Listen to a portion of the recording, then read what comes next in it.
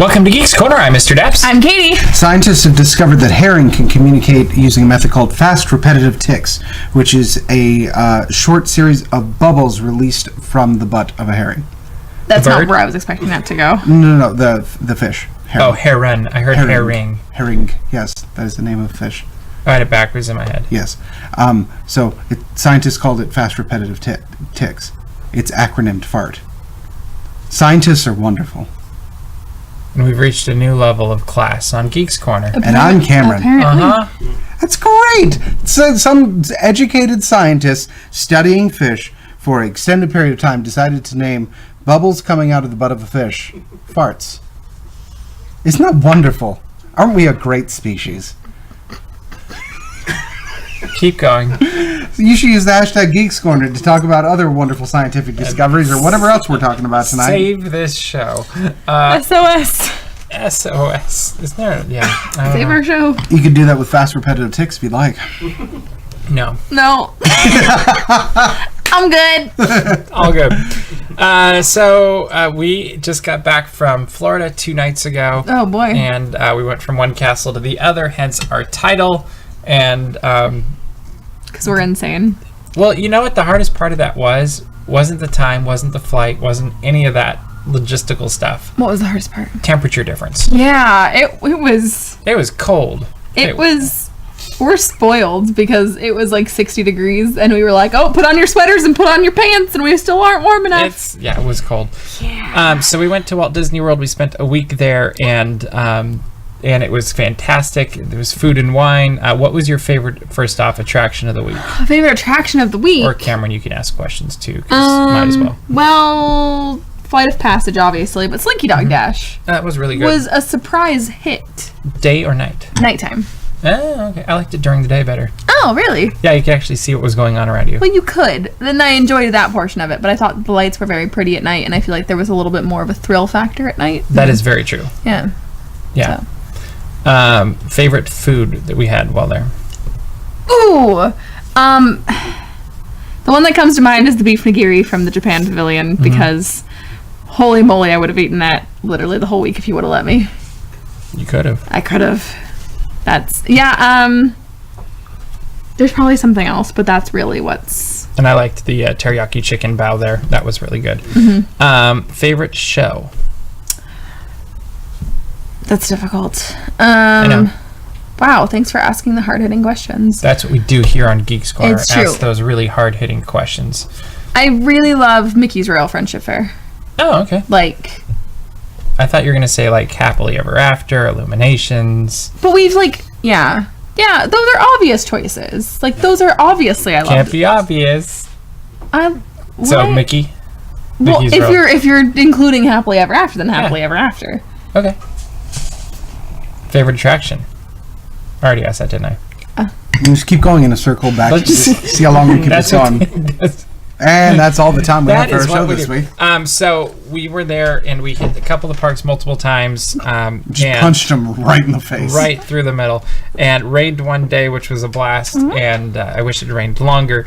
But then we went to Food and Wine Festival, which was a lot of fun, and you might have seen our tweet earlier.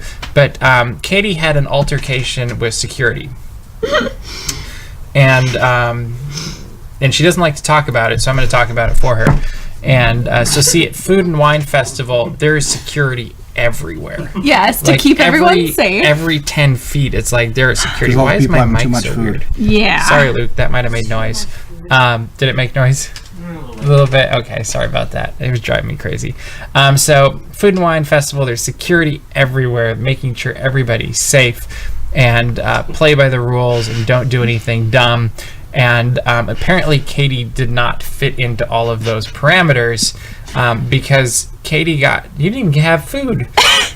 She decided to go. No, and we got food, but she decided that she just had too much, and so she was going to lay down the grass. Not accurate. And the sun was feeling very nice, and I just wanted to look at the sky because I'm an anxious person, so she and the had sky too is much calming. and wanted to lay down and see the world from a different viewpoint.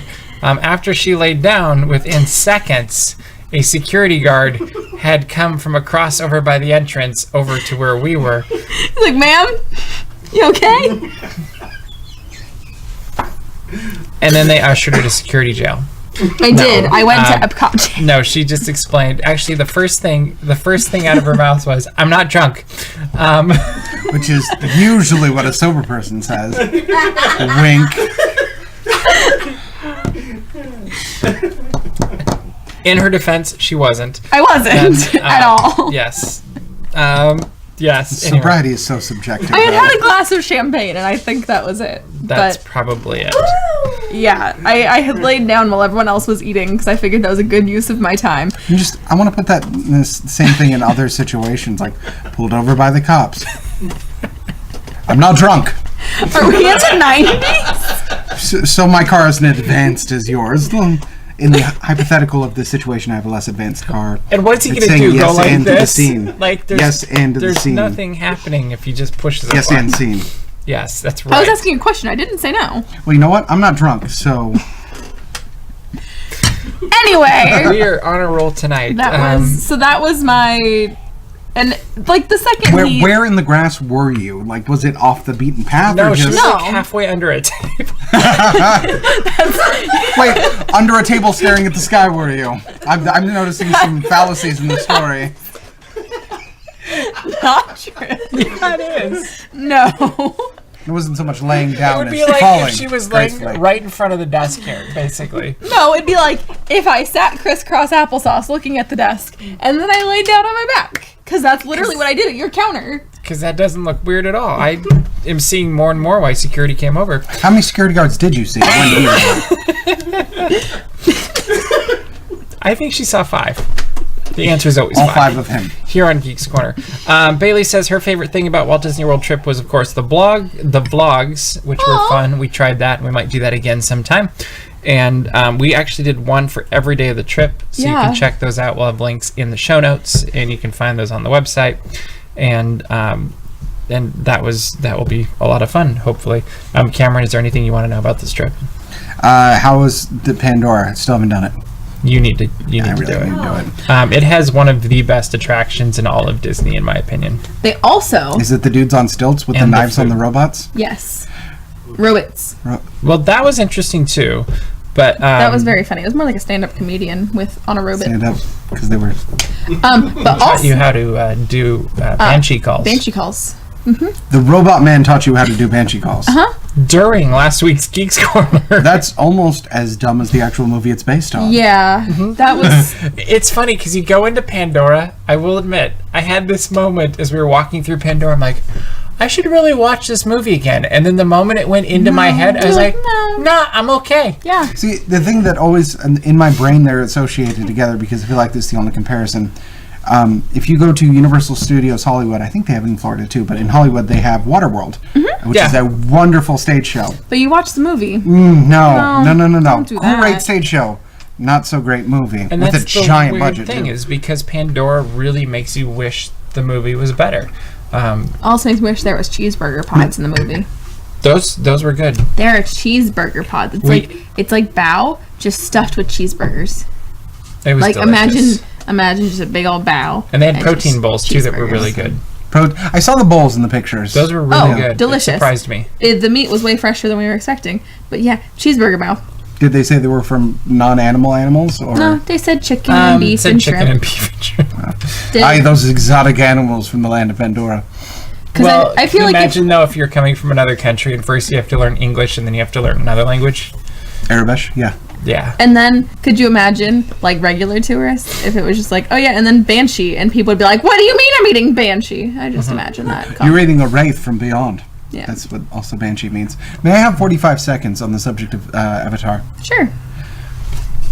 The robot that the main man uses, Thomas. the cyborg robot thing, at one point loses his giant gun that is also not attached to his hands, and then pulls a combat knife equally sized for the robot from a hip holster on the robot. Of course. Naturally. Why is the knife not attached to the robot? Why is there a holster the size of the robot that also has a knife? What is the purpose of having a knife on a robot at all case you lose your gun. And why would he need to draw it and flip it around for style points? All right, I rescind the rest of my time. Why for the did the stormtrooper need to yell "traitor" and then do a weird like flippy do? Like, why do you Because have to do that? in the books he's 9s and he had a personal problem with Finn. Okay, maybe in the book that the robot has. I'm sorry, the book based on Avatar? I would buy that immediately. Cameron, it's a children's book. Oh, look at the pretty blue people with the big tree of and then life. look at the robot. Honestly, the only way I can reconcile it is the owner of said robot thought it would be really cool and so modified it. I'm sure. I'm almost positive. That was government issued property. Why did he modify his robot to have why did he have a giant combat knife on a planet that wasn't his robot? He was on the planet and they brought the robot as part of the shipment, which means that he special ordered a giant From combat Earth. knife from Earth to get to the robot. Yep. Mm-hmm. That's exactly The right. movie's so bad, you guys. All that to say is Pandora, the land is way better than the movie. Yeah, for and sure. the box, And, for that matter. I mean, True. That's true. Well, I haven't opened it, so I wouldn't know. But Don't open it. I have hope about it. A little bit.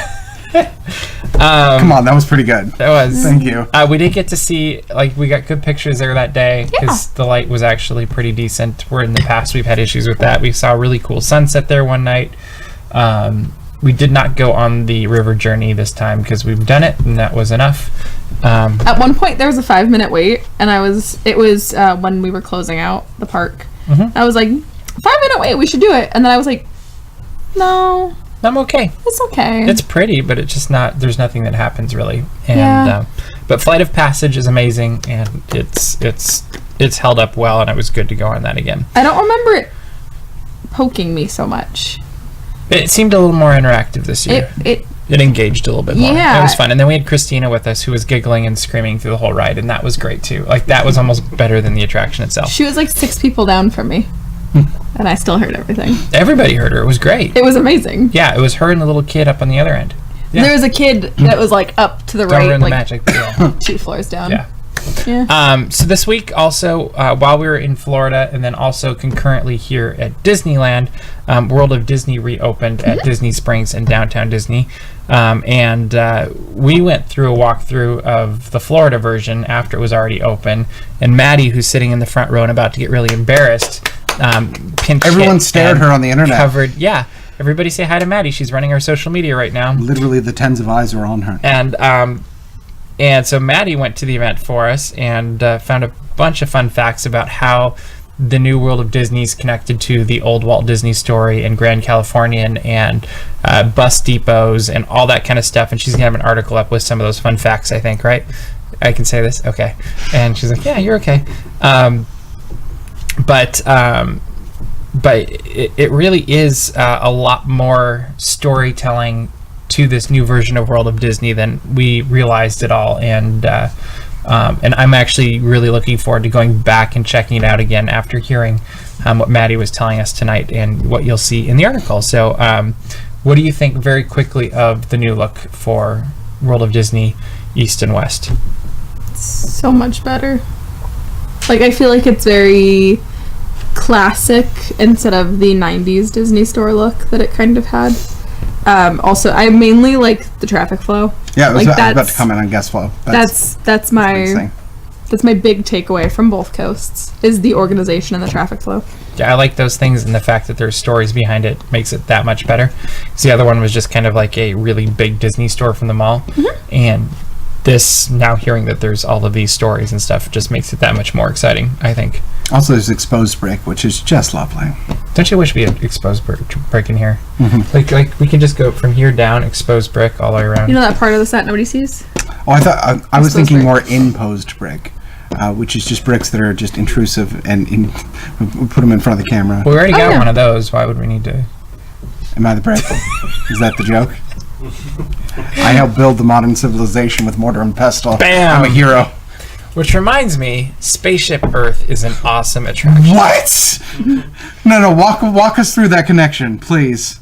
Building Earth. Building Earth, Spaceship Earth. Yes. It's Mr. DAPs. Spaceship Earth is the technological I just building wanted of to hear human society. the Jeff Goldblum-esque, Earth. Earth has Planets orbit the sun. Sun is Wouldn't hot. that make a Hot great- forges bricks. Bricks come from the heat.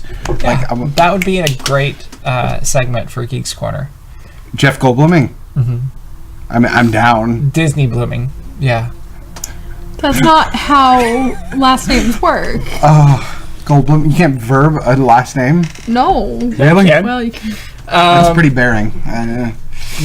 Yep. Overbearing, one would say. That's true. Oh! Also, while we were out there, it turned out that the Rainforest Cafe made it known that they'd like to return to downtown Disney. Disney has not commented on whether or not that will happen or if that's even being considered. They just said they're exploring lots of different opportunities, but there's quite a few. This sounds like a breakup. It probably was. I'm exploring a lot of different But, opportunities. You know, right I've now. grown. I've changed. I thought I wanted this to be Earl over, of but really, I Sandwich just is need back. something different. It's true. Earl of Sandwich is back, so clearly they met the bar. Starbucks is not. They're not returning. Starbucks flat out said. Starbuck. Now The singular. AMC Theater is still empty. ESPN Zone's still empty. And Rainforest Cafe is still empty. What do you think should be done with these venues? And DVC rooms are still empty. DCV's open. Oh, they came back? I was DVC came back? there earlier and Oh, okay, cool. it looked open. I didn't see it. I don't know. I could be wrong. So, I what do was you there think should for be 2 happening? months. So Rainforest Cafe. What I think should happen is it's literally the same company that owns the thing. So just do the dinosaur one instead. Because the dinosaur one is still owned by the Rainforest. T-Rex? Sure. The scary dinosaurs. Because I think it would still be fun. It would still be themed. And it's owned by the same company. For those of you who don't know, at Disney Springs, there's a similar idea restaurant called T-Rex. With an active volcano. That is, yes. It's Isn't that- amazing. And It's about genocide and extinction. It's the extinction of the dinosaurs at all different levels, and the front of it has. It's On true. all different levels. 5 p.m. is Cretaceous period. Well, doesn't it go from when they're around to when they're not? Yep, that's the only 2. Okay, that's different Yes. levels. After dinosaurs, Before and after. Before. I would like to see kind of a themed restaurant go in there that's maybe connected with one of the IPs of the Disney owns. Go ahead. Just before I'm going to get this out of the way. Pouring TM copyright 2018. DAPs So that means Magic it'll Enterprises. never happen, but go ahead. Lester's Possum Park. Of course. All right. We make a Lester's Possum Park. Animatronics operating every 15 minutes for Lester and his pals. You can buy roadkill hats. Of course. So you're saying you want a Muppets themed restaurant? We should have. That would be We good. should get Pizzerizza. It'd be really cool if Muppets could serve your table if they worked that out. No, the walking. Swedish chef in the back cooking. Or just random Walking shows that Muppets popped is up on the scary. walls? No, not Not walking. the big ones. No, The big no. ones are cool. They can walk there's just like tableside ports for them to come out from behind the Okay, kitchen. that's okay. That's Yeah. okay. Or and do shows. That'd be cool. Yeah. Yeah, that's allowed. The big walking ones, those aren't allowed. I think you could do definitely some of the stuff they've done at Disney Springs, Jock Lindsay's, Edison. What's the other one that just opened? The themed one. All I can think of is Chicken Guy and Chef Art's Homecoming. No, it's the other Italian one. Oh, I know what you're talking about. I can picture but there's where it there's is, some but really yeah. good I can't believe it's themed not all of them. restaurants that have storytelling involved, and I think that would be a great addition to downtown Disney. And they're getting some really cool places coming in anyway, and so I would build on that and maybe focus on something that's gonna pull in the whole family, where the kids are gonna love it and the adults will love it too. We just need a Raglan Road.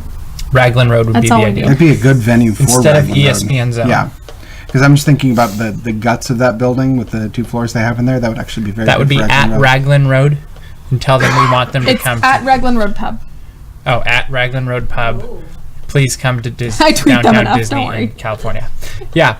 I think that'd be cool. Let us know what you think should go into these buildings, venues in downtown Disney. And we'll let you know if anything happens. I'm assuming in the next month or 2 we're going to hear announcements for it all. The big question mark for me is the AMC Theaters location, because you could do a lot with that. And I'm curious if they'll try to lure AMC back or somebody else. I mean, Disney works traditionally with AMC if you look at Disney Springs and stuff, so who knows? I could see them doing doing a little bit of modification inside and making a couple of like proper IMAX theaters. Give a reason for them to have that's not just So work with theatricals. IMAX instead of AMC. Well, they're already friends, for the best of my knowledge, But isn't IMAX a separate company that you could use also? yeah, but there's like proper IMAX. Yeah, that's what I mean. Yeah. Is work with that instead of trying to lure AMC with their IMAX. Yeah, that like, aren't not quite- the subsidiary yeah. that aren't. Yeah. They also announced this last week that there's a new hotel coming to the Walt Disney World Resort. It's a big glass building That's the name of it. that's nature inspired. And what do you think of it very quickly from what you've seen and heard? If cost of staying there matches the lack of theming, I could see a purpose. So you think it's cheap? I think they should make it cheap. So not moderate, or I'm assuming it's a moderate. Wait, that's exactly. I think they're trying to provide more options for guests' price points, and I feel, and I could be wrong, that they have invested less effort and imagineering into the concept of this hotel. As such, they can probably get away with charging people less and have more people come to the park that wouldn't necessarily be able to afford a themed hotel in the same way. Okay. So maybe it will serve that purpose. Maybe. It's interesting when the hotels aren't IP themed, which we just stayed in an IP themed hotel over the weekend. But No, it's actually Captain Marvel themed. The ceiling is glass. It's going to break. oh, You just did that on Geeks Corner. What, the dabbing? Or Yeah, the what is going on? referencing This feminist is so ideology? weird. No, I like the Okay, reference. okay, That cool. was good. That's good. Yeah. I just need to know what the line is. Anyway, keep going. dabbing is the line. Dabbing is the line. But I Heard always it here first. This is how I get wrong things on my cup. Dups, Mr. Dups. Mr. Dubs. That was my favorite. Anyway, cup ever. you're talking about the hotel. Cinecups. Yeah, that was good. Anyway, I just always think it's really interesting to see the ways that things can be themed to not necessarily Disney ideas, and Well, so, we haven't seen the inside. exactly. For all we know, it's this big glass thing on the outside, and inside it's all... I don't even know. Buzz Lightyear. It's an aquarium. Well, it's by Fort Wilderness, so I would assume it's going to be something... Jungle Book. Well, that's more of a Pacific Northwest area of the resort, so I would assume something more... It almost looks like, and this is probably going to be an obscure reference for you guys, but like the Fallout Institute, which is like hyper nature, but also like steel and glass and ultra futuristic combined with nature. So the Crystal Cathedral. Kind of, but not Star Trek-y, more post-apocalyptic-y. But it would be cool if they could use it for Star Trek. That'd be cool if they use it for Star Trek. Yeah. Once I mean, once Disney buys Star Trek, I'm sure it'll happen. I think that needs to happen, but anyway. But that's another show entirely. That is another Could show be entirely. guaranteed quality. The other look we got this week was concept art for Coronado Springs Resort, and it looked to me. Well, what do you think first, and what do you think? And I'll go last. It's a bit more colorful than the stuff we saw for the other. Again, I feel genericism rules the day, but I really feel like they're really working with a tiered system to be able to make quality accessible to different people. You know what it looked like to me, and it took me just until you speaking for me to realize what it looks like. Embassy Suites. Yeah, It looks like an Embassy Suites building. I don't get it. it's comfort without much effort. Yeah. Okay. I think it's really interesting because we passed Coronado Springs construction multiple times last Every week. day. Yeah, pretty much. And so it's interesting to look at the concept art and see what they're currently doing and try and put two and two together.